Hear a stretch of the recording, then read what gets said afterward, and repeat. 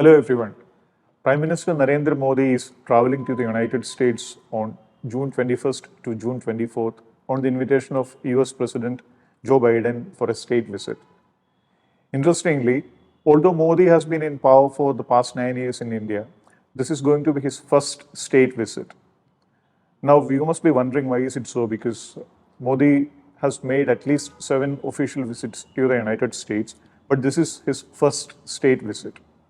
Now, this is because the US State Department, which handles all protocol-related details of visiting dignitaries in the United States, they have different categories of visits by foreign leaders. Now, the state visit obviously comes on top of that list. And according to the order of precedence, there are also many other types of visits. For example, you have official visits, you have official working visits, working visit, and also a private visit. Now, as I said, the state visit comes on top of everything. It is the highest diplomatic exchange that the United States has with any other country in the world. And it's not an easy thing to get an invitation to a state visit. The last Indian Prime Minister to have a state visit to the United States was Manmohan Singh, but it happened way back in 2009 when Manmohan Singh and his wife Gurcharan Kaur were invited by the Obamas.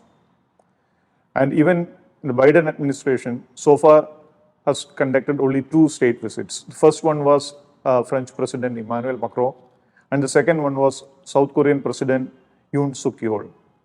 So it shows the kind of importance the United States and President Biden have given to India and Prime Minister Modi. And another thing to be noted is that a state visit is often an honor given to a head of state.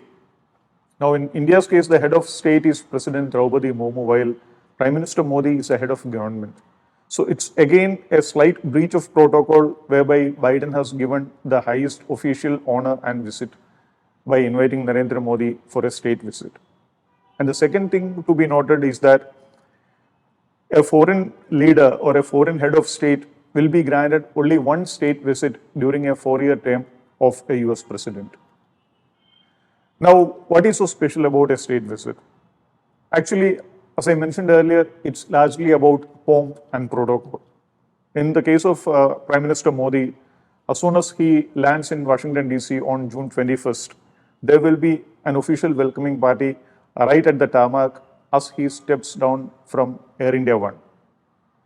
And then he will be formally received at the south portico of the White House, and he will be welcomed with a 21-gun salute.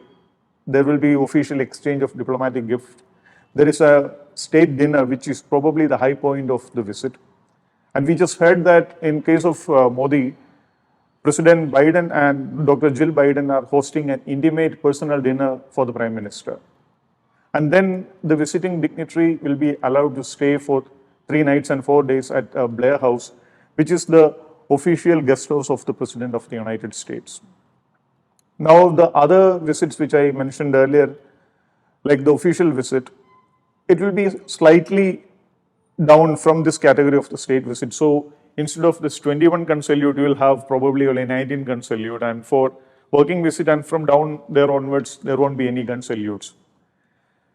But people who are familiar with what happens behind these visits, they say that, usually cynical people, they say that the working visit and the unofficial visit, usually more work get done during those visits because the state visit is more about pomp and splendor.